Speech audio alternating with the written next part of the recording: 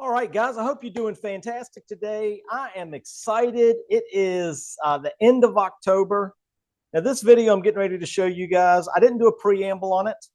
I just was doing my calls, and on each one, I said on this call, right? And I kind of went into it. But I wanted to pull this one out of the batch just because you can kind of see my progress through picking this one up. Great calls for FSBO. I'm only going to do the one call in this video, so you guys get to see the initial call. You get to see a little follow-up video right before I went to my appointment, and then the outcome at the end of this. So I hope you guys enjoy the video, and here we go. All right, so the next one I'm going to call is a for sale by owner. Didn't get it off of Zillow. This is one I'm driving. I'm taking my daughter to a volleyball match, and I passed this really nice house. Got a for sale by owner sign right in front of it. It's 3,600 square feet, 4-bedroom, 2.5 bath, built in 2004 on 6 acres with 2 ponds. Really nice house, listed for $525,000. I can't find it on Zillow or online anywhere, which means this sign, this for sale by owner sign is it. That's it. And they got all those details written in little ink, like in that box that's for a phone number. It's also a phone number there. But they said asking $525 negotiable, and then the phone numbers. So we're going to shoot Gene a call and see what the deal is with this place.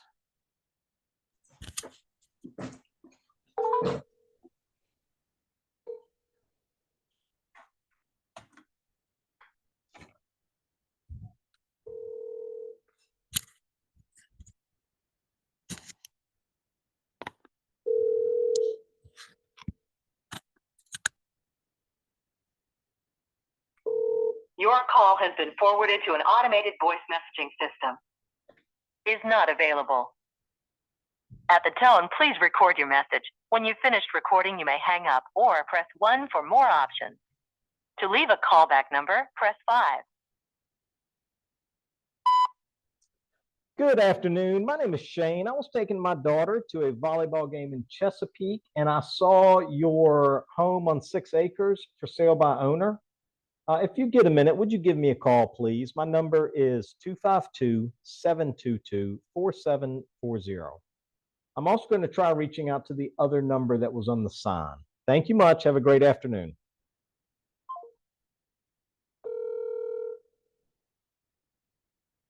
Welcome to the U.S. Cellular voicemail. Is not available. Please leave your message after the tone. After you have finished your message, just hang up. Or to hear more options, please press 1. Hey, I left your number on your other line, but I left a voicemail on your other line, but I'll leave one here as well. My name's Shane. I was calling about your house that's for sale by owner, the White House on 6 acres. When you get a minute, would you give me a call, please? My number is 252-722-4740. That's you calling in now. Thank you, ma'am.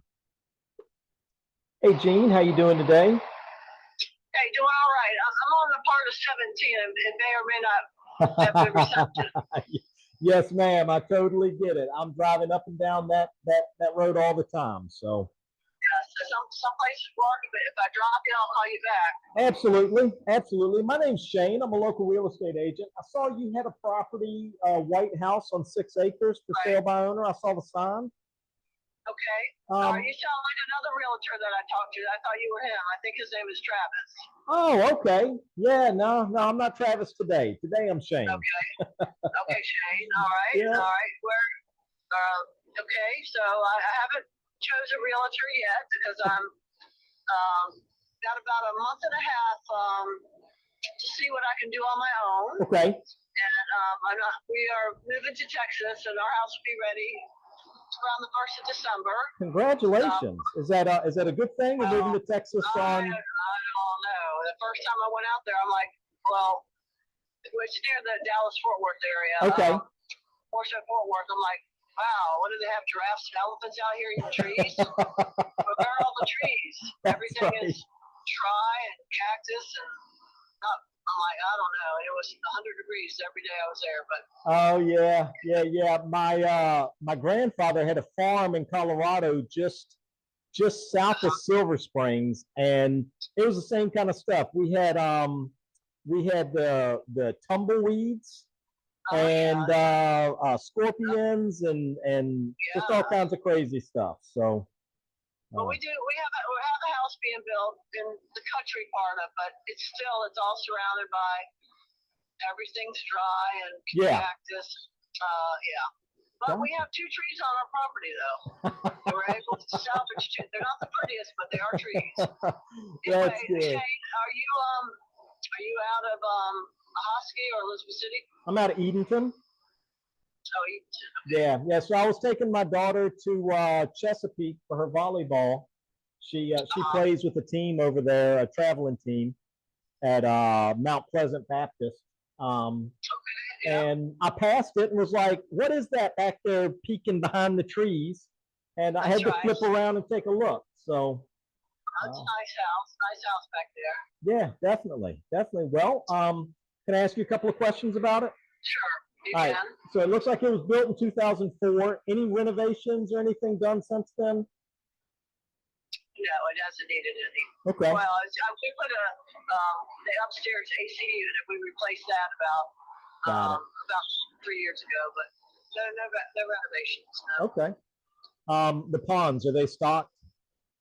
They were stocked, Right. and I have a man that would stock them yearly, but he got bad arthritis. Oh And so no. last year we had a drought, and the smaller pond just about dried up. So the 2 herons that like to come in the morning there, they had a buffet of fish. Yeah. And, then I have a snapping turtle that lives there. He's been there since I've been there for 20 years. Right. So to say it stopped, when I go fishing in there, I know there were big bass in there at one time. Right. Crappies. So when I go fishing, I said, well, that's a turtle. That's a turtle. That's a turtle. I've tried to get fish to stock it again because of all the rain we had this summer. I said, wow, this is the fullest these ponds have looked. So it has had many a fish in it, but last summer it took a toll on it. Yeah. So my grandson and I, we get bites on there, but I think the turtles and the 2 herons, they went on a feeding buffet last summer. That's hilarious. So I mean, you can stock it, with. Of course. That's no problem. Like I have a gentleman, he'd come every year and stock it. I love fish there, but. Gotcha. Yeah. How big are the ponds? They used to at one time be 25 to 30 feet deep.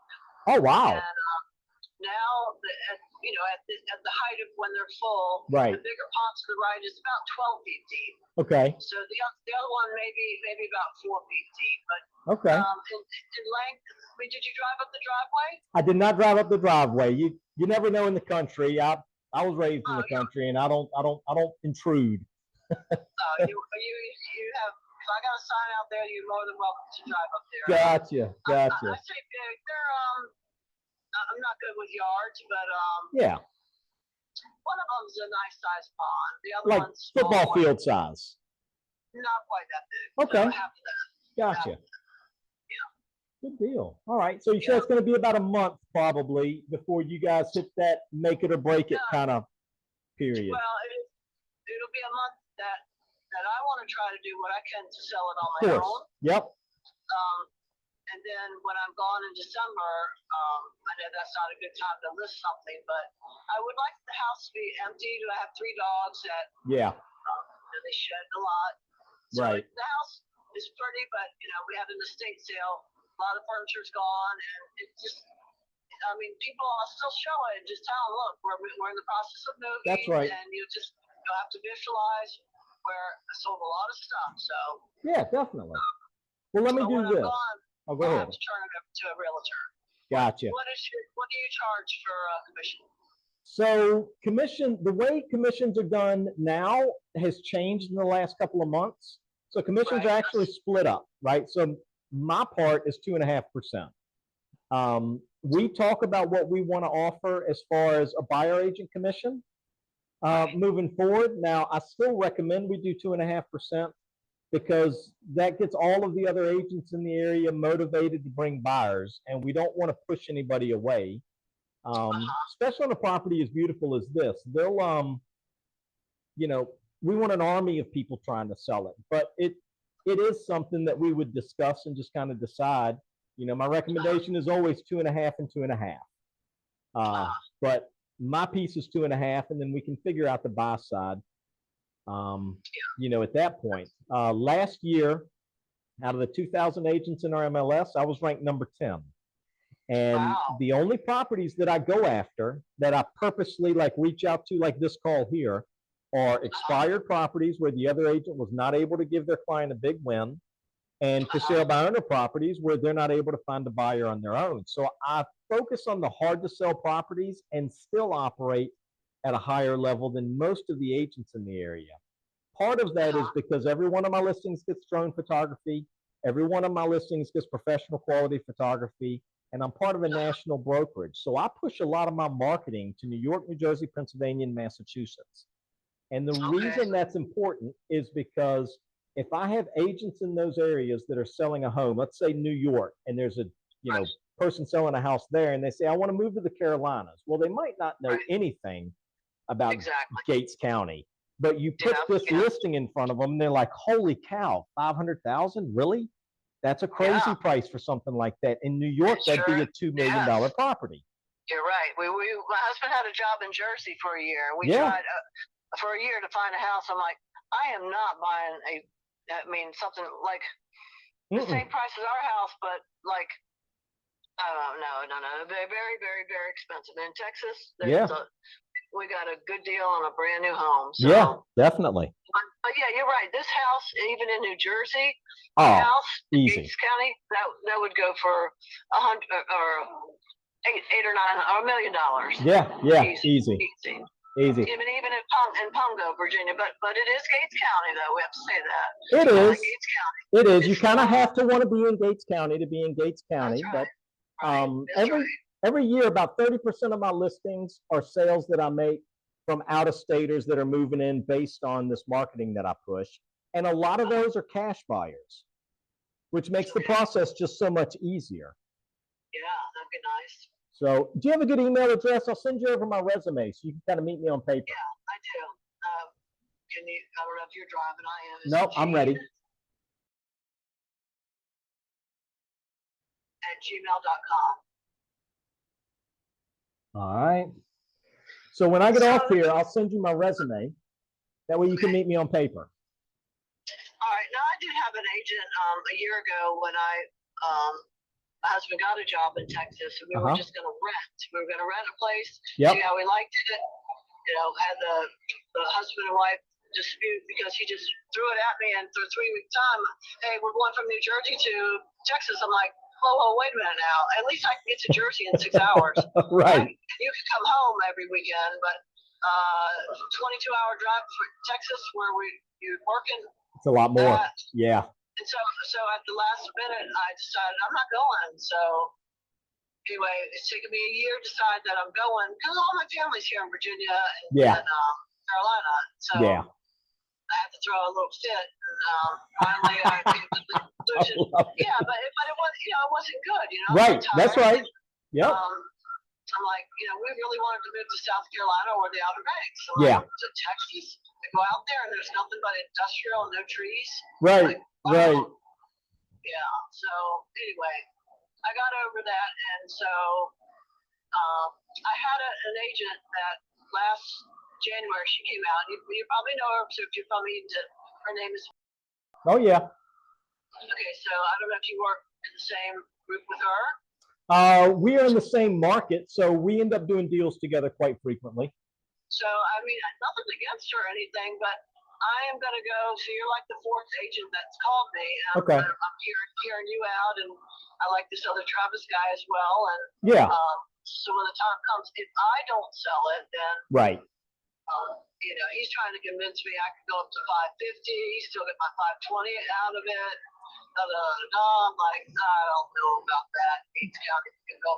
No, we just sold the home in Gates County, but it was brick and had a pool and for 600,000. I'm like, well, the inside of the house, it's not all decked out fancy. It does have pine floors that probably need to be sanded and polyurethane, but I Right. don't have the granite countertops. None of that is up to date. So I don't know what that $600,000 home brought over Well, what I got. But I'll tell you this, with me focusing so much on expired properties and canceled properties and then FSBOs, or for sale by owner properties, what I Yeah. found with expired properties quite frequently is, and I'm not saying Travis is doing this, but agents will go in and overpromise to try and get the listing. And so then they have the listing for 30 or 45, maybe 60 days, and there's really no activity because it's overpriced. So then they Right. start asking if they could do price reductions to maybe, generate some interest in it. Well, then you do 2 or 3 price reductions and it's been on the market 6 months. Well, now you get down to where it needs to be price-wise, the realistic number. But the problem is with 6 months on the market and 3 price reductions, now the property is stigmatized and you end up with lowball offers. Whereas if the property had been priced right from the day one, you would have had at asking price or over asking price offers, and you end up losing a lot of equity. And what we call that is agents trying to buy a listing. They're trying to throw a pie in the sky number at you. And then the game plan is to just reduce the price over time. But stigmatizing a property is the biggest mistake an agent could make. I think so. My sister's an agent in Williamsburg, so Okay. she's kind of led me down a little bit. She definitely thinks I need to go with an agent, but yeah, I have sold 2 houses by myself. Right. Yep. But I can do it, and then I tell people, they're like, well, I don't know what to do. I'm like, well, you don't. The bank will tell you what you need to do. That's right. First, you need to pre-qualify, so I know you're interested. Yep. Second of all, we know what there's inspections. Well, all that stuff. That's right. I know just enough to tell them. I said, what we don't know, the attorneys will tell us. The attorneys will absolutely fix it for you. But I know that I can save a little bit if you're able to do it successfully, yeah, you'll certainly save on commission. $20,000. Right. So. Yep. Well, let me do this. Yeah. When we get off there, I'm gonna send you my resume. That's got my phone number, a lot of details about me and all that stuff. But I'm actually going to be out that way on Tuesday. I've got another listing appointment out there. I'd love to stop by in the late afternoon, early evening, meet you guys and see the place. That's fine. Okay, maybe 4 o'clock on Tuesday? 4 o'clock. Yeah. What is the date on that? Give me just a second. You're driving, so I can do this much easier than you can. Halloween's Thursday, right? Correct. So Halloween's Thursday. That's going to be the 29th. Okay, yeah, that's fine. That's fine. I just want to make sure it wasn't Halloween. I've been going out just a estate sale. So Okay. I do have an outbuilding. I want to tell you this. I have an outbuilding. Okay. And then we can go over with. I did have an appraisal out there. Okay. And, When? Last year and before I got out there, so probably last Okay. November. Do you remember the name of the appraiser by any chance? He's from Eden, or lives in. If you said it, I would say that's him. He's about 65 years old. He's out in the Edenton area that way in a development. Let me see here. All right, we've got Cobb, Dotson, Tony Rawls, Brian Adlet, Jason McCall, Josh Edwards, Kathy Radmore. This guy, he's like I said, he's about 60. Randy Wickard? Not Randy Wickard. It better not be Randy Wickard. They say he's one of the. You know what? The name's it's not clicking. It's okay. It's okay. I was just curious with somebody that I know. But go ahead with it. You had him out there. I had him out there, and so I have an outbuilding that is, I call it a man cave, and it's not the most handsome looking building, but it was a building there before the house was built. Okay. And I've recently, through the years we added on. We had horses, so it's got 3 stalls Okay. on an overhang, and then it has on the other side where we had a stallion. That's got a stall with the shower stall, and then it's got a big, what I call a man cave with a bar, and it's got a full bathroom and bathtub and shower. And Okay. and so problem what she had is, but you don't have a brand new barn like some of the 3 houses that compared to your property. I said, no, I don't. And those 3 houses you are talking about that are 10 years newer than my house, they're on a road, on Reynolds Road, near Dorsey Rogers, if you know where that's at. Yep, I know right where it is. There's like 25 houses there. I said, you're not going to see but a part of a trailer where I'm at. Right. I said, so you can't put a price on seclusion, but No. I can. That's right. Because I feel like you don't see nothing else, but you might hear some logging trucks going down the highway, but you don't look out and then you see, okay, well, we have a neighbor. So this gives you that country feeling with established trees. I know you can't put a price on them, but I can in my head. I can. Because these Yeah. these trees that are out here, whoever buys a house, you'll never see a tree if you plant it to get that big in your lifetime. So Right. these oak trees. Right. So. And I have to imagine from inside your house, you can't hear the traffic at all. You'd only hear it if you were on the porch. That's right. Yeah. Exactly. That's right. Yeah. The house it was built by a local builder, TC Orr. Okay. Yeah. But the house a year ago appraised for 505. So I said, I always say, what would it take to get me out of here? And I said, somewhere around 520, even though it didn't appraise for that. But Now that's okay, because what happens is this, and this is something that I've learned by having clients that wanted to do an appraisal before we listed. We call those dry appraisals. It's an appraisal without the weight of a contract behind it. And so what appraisers do when they don't have the weight of a contract behind it is they always err on the low side because they don't want to take a chance of over appraising something and then a bank appraiser coming in and cutting them. So those appraisals are always a little bit light. So you were right to up it to 525. And if we had a contract at 525, it would probably appraise for that right now because they take that into account when they're out there looking for the comps and stuff. Yeah. So, and so the other house was, I think, in Hobbsville, and that was a newer home. Yeah. I never did go by that one, but yeah, they were all maybe 10 years newer, and so there's a lot to do. And so the appraiser, he says, well, your fence isn't complete. I said, no, I took the fencing down in the back, which was just a high tensile wire fence because we got rid of the horses, and I said it needed to be redone because the deer kept jumping over. They knew. Okay, we don't have the horses there, and it just was sagging, and it's like, let's just pull it up. People might buy this place and not even want horses. Right, So, right. Do you miss the horses? I always miss the horses, but I got old. I got too old for. I'm a retired firefighter, so. Oh, gotcha. Okay. I'm in Norfolk, Virginia, and I have a lawn business, and I worked at the shipyard. So my body said, my body didn't enjoy riding anymore. So how long were you a firefighter? 27 years. I did 10 years as a police officer in Petersburg, Virginia, and the last 6 years of that, I was a sergeant of the narcotics unit. Awesome. So we always loved you guys. Yeah, absolutely. Yeah. We were like brothers, police and fire, but it's a beat up job, so beat your body up, but you don't know it till you get, I'm almost 65 now, so. Gotcha. Well, I'll be 52 in February, so I'm trying to catch you. Well, you're still good. But as a woman, we don't have the muscle like men, and so right. I have 5.75 acres. The realtor in Texas that we have, he says, don't tell him you have 6 acres. Tell him you have 5.75. I said, okay. Yeah. But I just wanted to round it off to 6 acres. But that's right.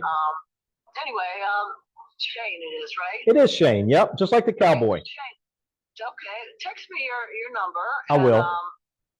Between you and Travis, you two are there, but she just seems to think that I was asking too much again, and I might be because of the inside that some things are dated as far as the appliances, right? And, but it is what it is, and we know you don't find those pieces of properties in No. Kansas County that often. No, So- no. And what I'll do when I come on Tuesday, I will now Monday, I'm going to send you over the homes that are somewhat in the area that are as close to an apples to apples comparison to yours as I can. The ones that are available on the market right now, because they're the ones that are your competition that we have to beat to a closing table. And then I'll bring those with me as well on Tuesday so that we can kind of talk about how your home stacks up against them and where we need to be strategically so that you're the first one getting to a closing table. Okay. All right. That sounds good. All right. Well, Gene. Now there are some things that I haven't done yet because we've just been going back and forth, back and forth. Is that just the touch-up painting? You know, with taking all the pictures off the walls, even in the garage. It's like I would love to have somebody just come in and you know, have it cleaned up, painted. You know, it would not look pretty with some of the pictures. So you know, if I got to pay a painter, you know, a few $1,000s to come in and touch up whatever, that's what I got to do. But I want the dogs out of there. Yeah. I have an Akita, and every morning it's like I got shag carpet. So the dogs will be out the first part of December, and then if I don't sell it, if people, you know, who knows, it could sell it tomorrow, but if they can overlook the dog hair for now. But if not, I just want it cleaned up before a realtor comes in and takes all the pictures. Of course. Of course. Yeah. Awesome. Okay, well, I will, if you text me your address, because I've had lots of calls from you realtors, and I appreciate it, but. I will. Yep. Okay. I'll send that right over to you, and I'll send you over my resume to your email, and I'm looking forward to meeting you on Tuesday. All right, me too, hon. Thank you. All right, thank you. All right, bye-bye. Bye. Wow. Great call. Talk about a long FSBO call, but think about the rapport that I built there in that extended call. Right. We're talking about horses. We're talking about her missing her horses. We're talking about law enforcement, firefighters. We're talking about like it. You know your background, so you want to be looking for areas where you can build commonality with the people that you're talking to, right? So being relatable, educating them, right? We are the professionals, so educate them. All right, guys. So I'm on here with Patrick. Y'all seen Patrick a couple times before. Wanted to tell Patrick about a situation that I have going on. And this is a continuation from the call that you guys just watched me make. So that call was made several days ago. I think at this point, probably 4 or 5 days ago. But today is Tuesday. Today is the day that I said I was going to have this appointment with this FSBO. So Patrick, what happened was I was taking my daughter to a volleyball practice, and I passed a for sale by owner sign sitting out in front of a house on this backcountry road. And you could kind of see back in the woods a little bit. You could kind of see the home. So I stopped. I took a picture of the for sale by owner sign, which you can kind of see right here, right? But they've got like a lot of writing. Instead of just a big phone number, they basically wrote out their whole listing description in the box for the phone number. And then I snapped a quick photo of the house. And I don't know that you can really see it. Yeah, you can see it there, right? Nice house, tucked back in the woods off of this country road. And so I shot this lady a call, and it's in the video right before this one. So you can go back and listen to the call if you want when I post it on YouTube. But the lady said that she was going to go another 30 days before listing her property with an agent, that she wanted to give herself that much time. She was going to have to hand it off in 30 days anyway, because she's moving to Texas. So she can't even be here for the property to manage the showings and everything else. So she was going to do this for 45 days or so from the time she first listed it, which was 30 days from the time of the call. And then she's going to hand it off to an agent. And so through conversation, she had another agent that has already been out to see the property that was a contender.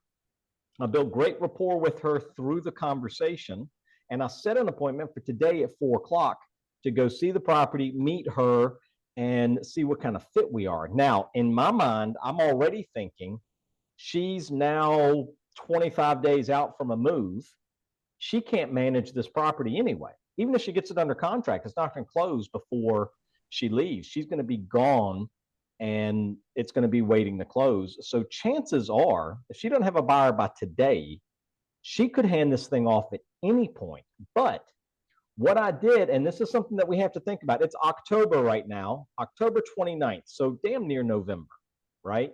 What do we have? 2 more days and it's November. If you're picking up listings at this point in the year and you have somebody that says, hey, they're going to go another 30 days, or they're going to go another 45 days, or they're going to wait until February, or anything like that, anything resembling that, it's a good idea to get an appointment with them right now and do what I just did yesterday. So yesterday is the day before my appointment. And of course, on all my training videos, I say to send them over the comps that you're going to use for your price recommendation the day before you go, so that they can be looking at them in the MLS and see the photos and how they're set up and what their competition looks like. These are the active comps that you sent over. So yesterday, I sent her over 3 comps, and that's this link right here. Highly similar homes to hers. Price per square foot really puts her price point, which is $525, almost double my midpoint, puts her price point right where it needs to be. But here's the important thing. I said, hi, Gene, I'm looking forward to meeting you tomorrow and seeing the place. I've included a link to some comps I located for your property. The last one is a sold comparable, but the first 2 are actives that you're currently competing with. Both of the actives are considerably smaller than yours, much less acreage. With your permission, and this is the important part here, with your permission, I will bring my drone with me tomorrow to get photos of the outside while everything is still green and leaves are still in the trees. That way, if you decide to use me in a month, we will have great photos to post on the MLS. Thank you. See you at 4. So that is what I sent over to her yesterday. And she sent back, yeah, that sounds fantastic. Looking forward to meeting you as well. Here's the thing. I'm going out there getting photos now, and even for you agents that don't have a drone pilot's license or whatever, take your family camera with you and snap some photos from the outside of the house while the grass is still green, while there's still leaves on the trees, while there's still color that you can play with. Because if you wait until the middle of December, middle of January, middle of February, any of these winter months, if you wait until then for them to be ready to list the home and then go out there and take photos, they're going to look ugly because the grass is going to be brown. There's not going to be a leaf on a tree. It's just going to look, it's going to look desolate and cold and dreary. We want to go in there. Number one, what other agent is going on a listing appointment and taking photos? Right? Very few. None are thinking about this. Mostly because they're paying, hopefully, they're paying photographers to come out for their listing appointments, right? Well, that same photographer that's coming out for a listing appointment, you can tell that same photographer, hey, I took my camera and got exterior photos when I had my listing appointment and everything was still green. I'll send those photos over to you, right? And you can edit them and put them through Lightroom and Photoshop and whatever, and clean them up and make them really fantastic. A photographer that's worth his salt can take your images and do his post work on them and make them look fantastic. And then you don't end up with these dreary, ugly photos, right? Because then what are you left with? And I talk about this all the time. If you go out there and do a photo shoot in January and you still have that listing in April or May, it's bad business to not go reshoot the house once everything's green and leafed out and everything else. Because now you're in middle of summer, everybody's looking at all of these listing photos with great, green, vibrant images, and yours is sitting there looking like dead of winter, looking like you're in Alaska or something.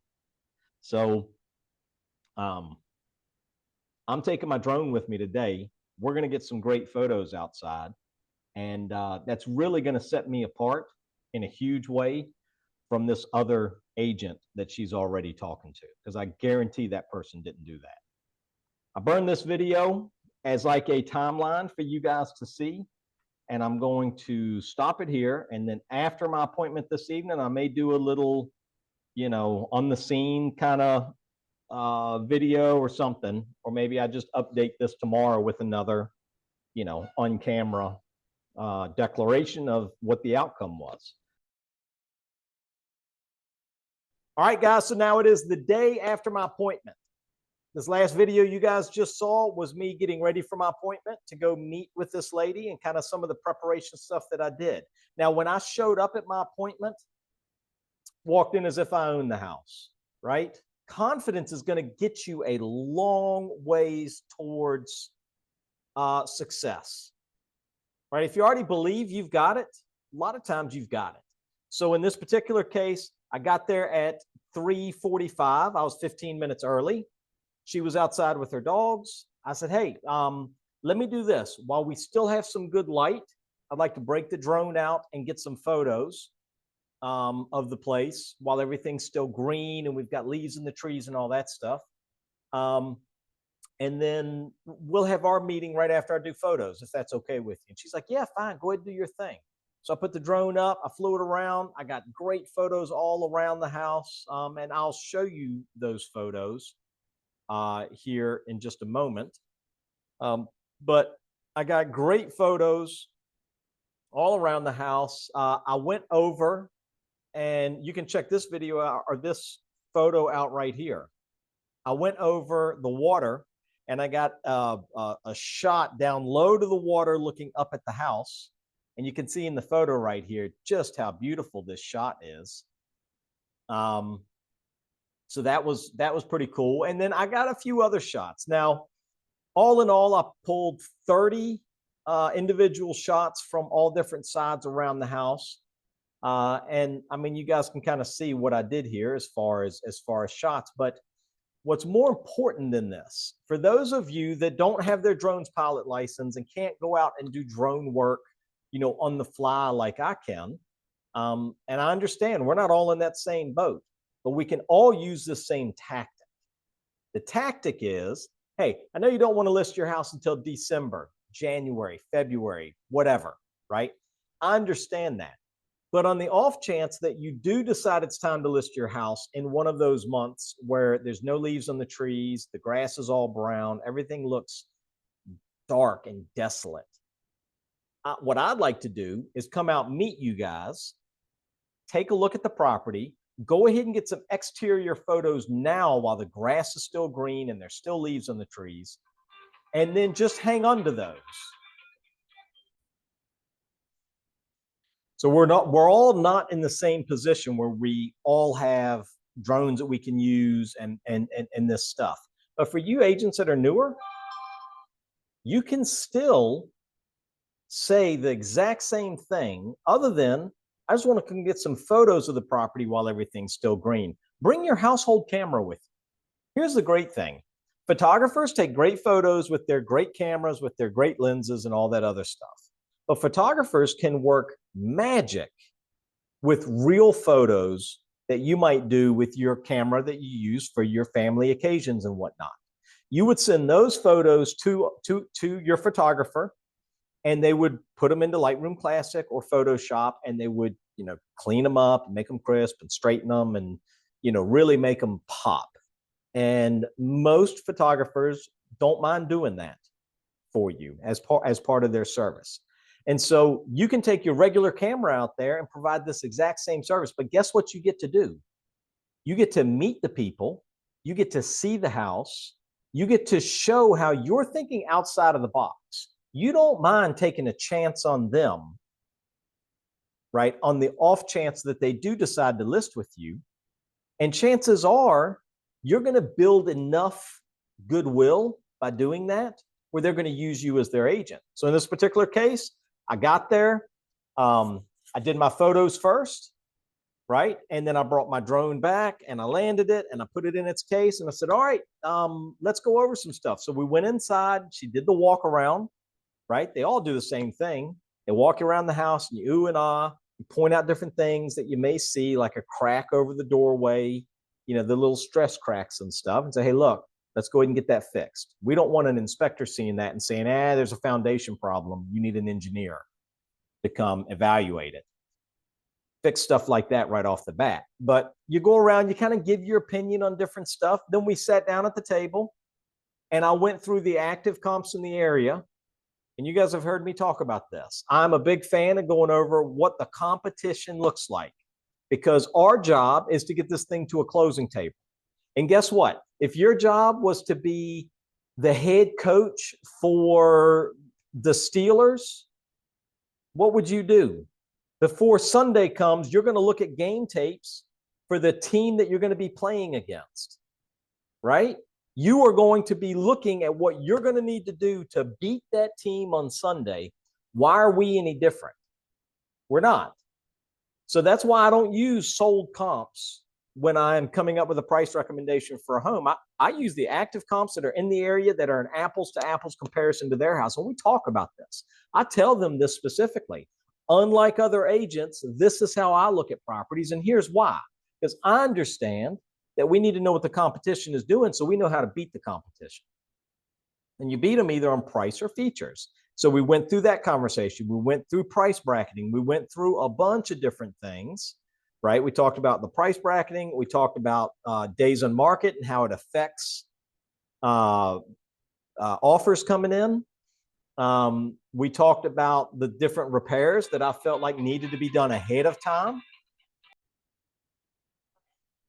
And we're always listening in these appointments, right, for ways that we can deepen the relationship. So this particular lady moving to Texas with her husband, he got a job out that way, and so they need to sell it. And so that's something that we're talking about. It's building rapport. Then you're also listening for things that they might say that might clue you into picking up a listing immediately. So she asked me for my advice. She goes, what do you think?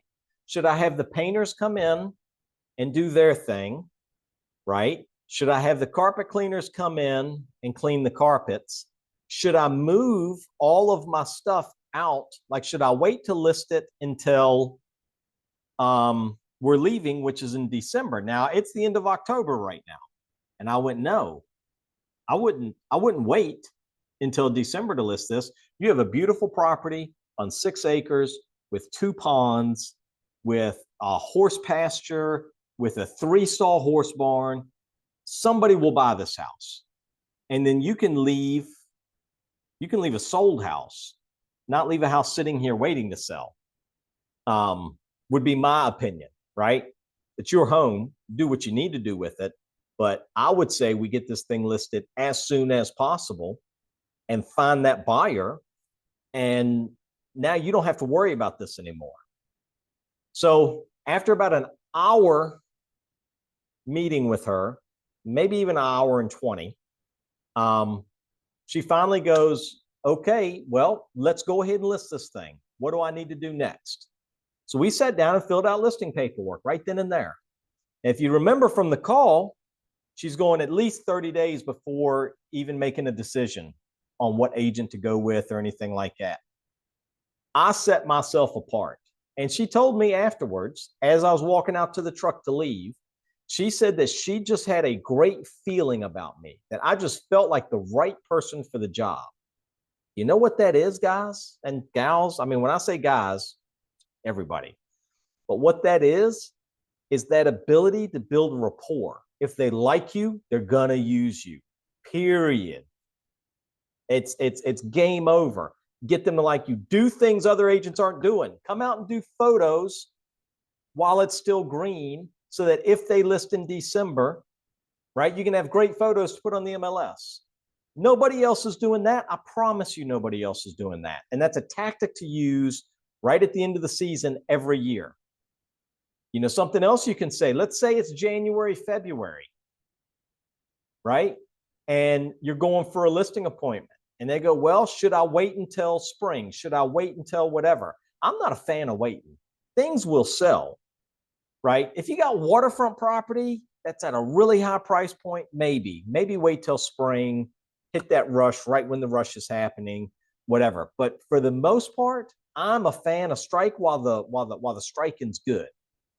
But what you can do when you're at your listing appointment is say, hey, look, something that I do that a lot of agents aren't going to do is if you guys list with me right now, I'm going to come out and do a whole batch of photos, get it looking as fantastic as I can make it look, get it on the MLS, see if we can find a buyer. However, if we don't find a buyer in the next, say, 2 months, now, you know, it's no longer February. Now it's the end of April. All the leaves are out on the trees. The flowers are blooming. The grass is nice and green. I'm going to come back out and reshoot the exteriors. If you guys are using a professional photographer, ask them how much would it cost to go back out there and just reshoot the exteriors and send it to you.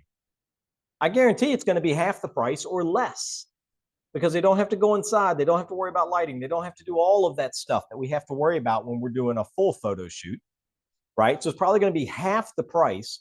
But guess what? You're going to have nice, fresh, vibrant, colorful photos now instead of what you got in January.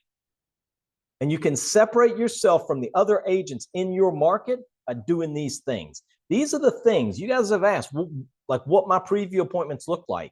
I am building rapport at every point. I'm talking about real estate, right? I'm talking about the things I do. I'm talking about the sales that I've made, whatever, right? We are discussing real estate, but at the same time, I am digging I'm trenching into this relationship as hard as I can without making it look like, right? You don't look like a stalker or a weirdo, but at the same time, you want to build rapport. And if you can get people, if you can hone your skills on getting people to like you, game over. This lady right here, you could hear from the call, she was pretty much about business. And she's already got one person that has reached out. You know, what do people say? The first one in is usually the first one that gets it. The heck with that. Don't pay any attention to that because that person hadn't met you yet. So build rapport. When you're on these appointments, build rapport. Have stuff with you. Talk about stuff to do with real estate. But at the same time, build that rapport, create that connection. Next thing you know, you have more business than you can stand. Hope you guys enjoy these videos. I enjoy making them. If you guys want one-on-one coaching, right here. I'm the guy for the one-on-one coaching. I've got a program. You guys book a call on my Calendly link in the description below, and we can go over what that looks like. Also, we're in transfer season, right? Just like, well, not just like the military, but agents, real estate agents tend to switch brokerages at the end of the year, right? Because they look back on their year and they're trying to, you know, figure out where they could have made, you know, better plays. And sometimes that's about switching brokerages. If you guys are thinking about a brokerage swap, I'd be more than happy to talk with you about joining my team over here. Ricky and I are putting together one of the biggest teams in our brokerage, and would be happy to sit down and go over what that looks like. If it's a good fit, great. If not, totally get it. Let's build your business anyway, right? Hope you guys enjoy these videos. I will see you on the next one. Stay busy, keep moving, and fill your days with things that matter. When your hands are occupied, your mind doesn't have time to dwell on what's bringing you down. Dive into your passions, tackle new challenges, and surround yourself with positive energy. But remember, staying busy isn't just about running away from feelings. It's about creating space for new ones. So, keep going, stay focused, and let the momentum of a busy life carry you forward. Embrace the hustle, but don't forget to check in with your heart. Balance is key, and growth happens when you face both your dreams and your doubts.